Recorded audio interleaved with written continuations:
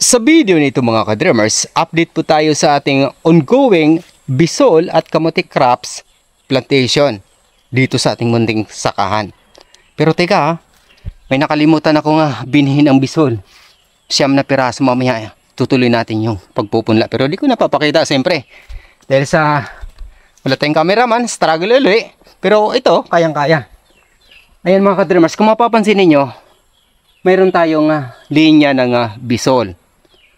At dito sa gitna ng bisol, yan, kabilaan yan. Tapos meron pa dito.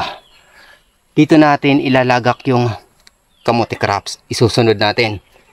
Inuuna natin yung bisol mga ka-trimmers dahil sa mas mabilis umaalagwa yung kamote crops. Kaya binago namin yung pamaraan ni Mama. Sabi ko, kailangan natin baguhin yung ating pamaraan para hindi masisira yung ibang pananim. Dahil sa yung kamote crops ay pumapatay din ng ibang crops kapag mas nauna siya. Kaya ang ginagawa namin ito ngayon ay bisol. Yan, part na yan. At sa inaharap, after 10 days ay susundan namin to ng kamote crops ni Mama para magiging produktibo yung ating lupain sa inaharap. Ang bisol ay after 7 months ay maaari po tayong makapag-harvest. Yung kamote crops naman 2.5 months ay maaari na din tayong makapag-harvest. Ang nakakaganda sa bisol mga ka-dreamers ay mas maganda kapag i-stock natin ang mas matagal after harvest. Hanggang 2 buwan. Daming lamok talaga. Grabe. Pero tiyaga lang muna. Dahil sa nagbibideo tayo, kung magkakapira lang tayo sa inaharap, lalagyan natin ng mas maraming katol.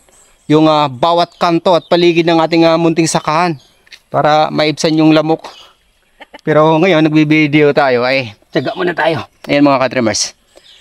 Ang bisol ay maaari po tayong makapag-harvest after 7 months. Ang nakakaganda sa bisol mga ka-dreamers ay maaari po natin siyang i-stock ng mas matagal. Mas matagal yung kanyang shelves lifetime. Yan. Kaya kung gusto niyo magbisulan, ang bisol, kahit na makapag-harvest tayo mula ngayon, then after 30 days na natin dadalhin sa market, mas maganda. Dahil sa mas mainam at malasa yung bisol kapag na-stock ng mas matagal. Mga 2 buwan, mas maganda. Saka natin na lutuin o ihalo sa mga gulay. Yun yung nakakaganda sa bisol. Mas magiging malapot po siya. Yun yung masarap dito sa ating bisol. Yung shelves lifetime niya ay mas matagal. Kumpara sa kamote crops, kailangan kaagad nating ima-market. Pero dahil sa ang area natin ay nasa remote area, ang bukod mapapakinabangan natin dito ay yung bunga lamang ng ating kamote crops.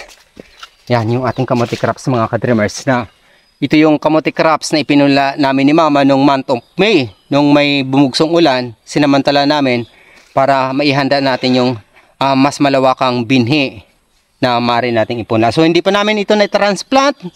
Area na ito para sa ating malawakang proyekto ng kamote crops plantation sa inaharap. Dami ka. Hindi lang. Tapusin ko lang yung video. Kamaya na kayo matake, lamok. Yan mga ka-dreamers. Kung malapit lang sana tayo sa bayan, yung talbos ng kamote ay mapapakinabangan din sana natin. Yun nga lang, nasa remote area tayo. Kaya kung may baboy sana tayo dito, ito yung nakakaganda sa ating livestock. Sa inaharap, magkakaroon din tayo ng babuyan dito. Kaya tapusin na natin itong video na ito. Inuubos ako ng lamok. Naibagi ko na sa inyo yung ibang area na napunlaan natin ng ating iba't ibang crops. Pero saka natin ito makikita kapag nakapag-harvest na tayo ng mais. Doon natin makikita yung litaw na ating mga punla. Kaya tulungan nyo po kami, mga ordinaryong magsasaka. Tulungan nyo po kami na i-share yung video na ito. Follow na rin kayo at subscribe kung baguhan ka pa sa akin channel. Kaya kung baguhan ka pa sa akin YouTube channel, Dreams Visions TV, maaari nyo po kong tulungan sa pamamagitan ng inyong pag-follow at pag-subscribe.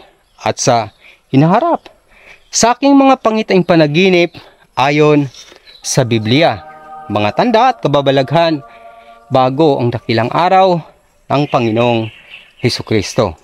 Hanggang sa muli, maraming salamat sa pakikinig at pag-subscribe. Papuri sa Diyos, sa ngalan ng Ama, ng Anak at ng Espiritu Santo. Amen. God bless. Thank you, Lord. Dito na.